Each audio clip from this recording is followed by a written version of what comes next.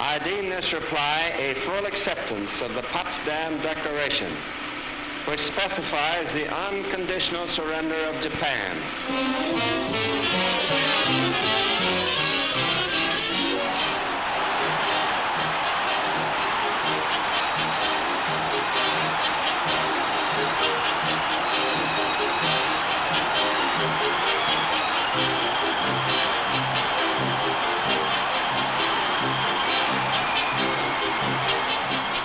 And peace came to the world. It came to the capital of this victorious nation. And it came to Berlin, capital of a defeated nation. Peace came to the greatest city of the New World. And it came to London, greatest city of the Old World. It came to the crowded city of the Golden Gate. And also to the deserted city of Hiroshima, Japan. The war was over for Exeter, New Hampshire. And it was over for San Pietro, Italy, too.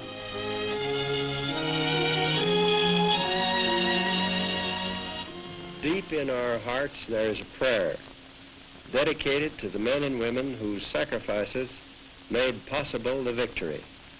Because of their unprecedented records on the fighting and production fronts, our cities, our factories, and our farms are today undamaged and productive.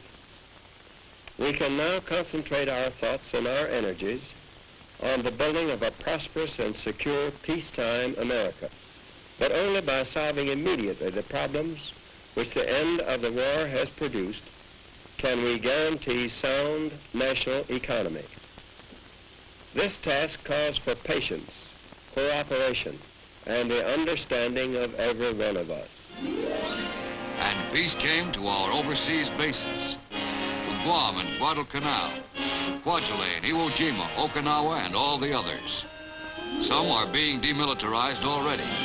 Others will remain as permanent outposts of American defense, a continuing cost to the public, but a necessity to our military security. A mighty permanent Navy and a powerful standing Army will be another costly part of this military security.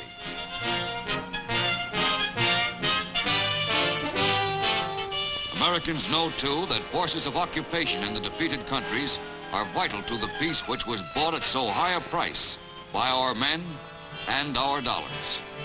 The feeding, housing, and clothing of these men will be an expensive responsibility for years to come.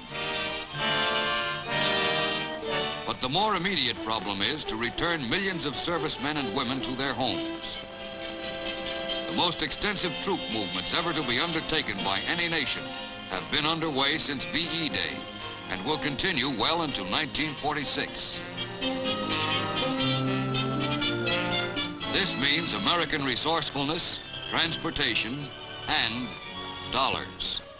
For it costs about $200 to bring a man back from Okinawa. About $100 will bring him back from Europe.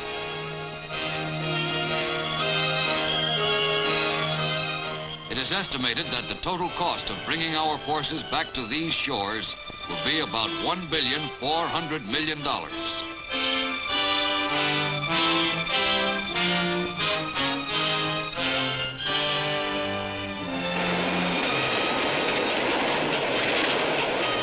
Transporting the returned veteran to military centers all over the country is a massive operation involving additional millions of dollars to be paid by the government. In Army, Navy, Marine, and Coast Guard separation centers, an accelerated program daily is returning thousands of veterans to civilian life.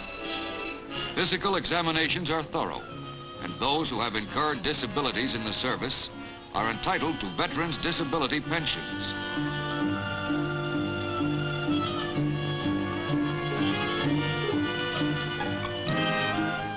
But every man and woman honorably discharged from the service is entitled to mustering out pay. More than $3 billion ultimately will have to be paid for this obligation. However, our obligations do not end with the mustering out pay. Many other benefits and rights have been enacted by law to protect the veteran and civilian life.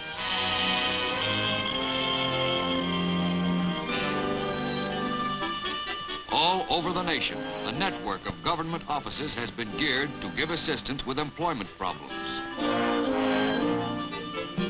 By provision of the GI Bill of Rights, a veteran who plans to buy a farm or go into business can borrow up to $2,000, which will be guaranteed by the government. The educational benefits which thousands of former GIs will receive, up to $500 for tuition and $75 per month for subsistence, involve the expenditure of millions of dollars more. But America's gravest obligation is to the 500,000 sick and wounded servicemen in our hospitals. The prime objective is to return these men to civilian life.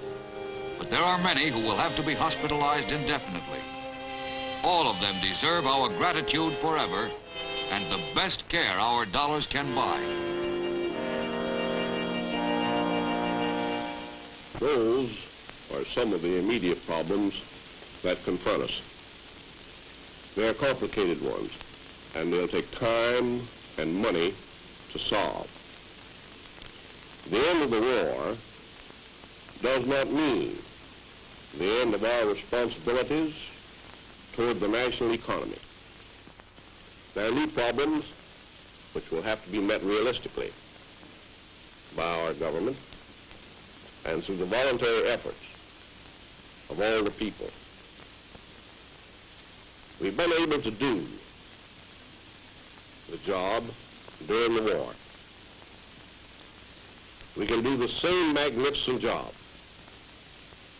in making the peace secure. As citizens of a free country and as partners in government, Americans have always responded when help was needed. When the nation called, you gave your sons. You worked long and hard to make the materials of war. You gave your time generously whenever it was needed. And your blood saved lives all over the world.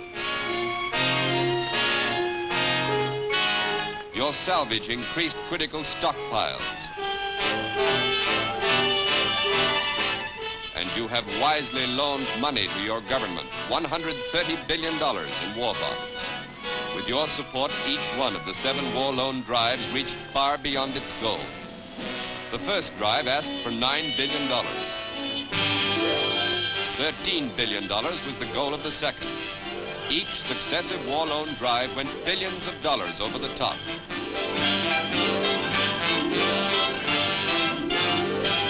Then, in the 7th drive, when $14 billion was asked, you outdid all previous purchases by nearly doubling that figure.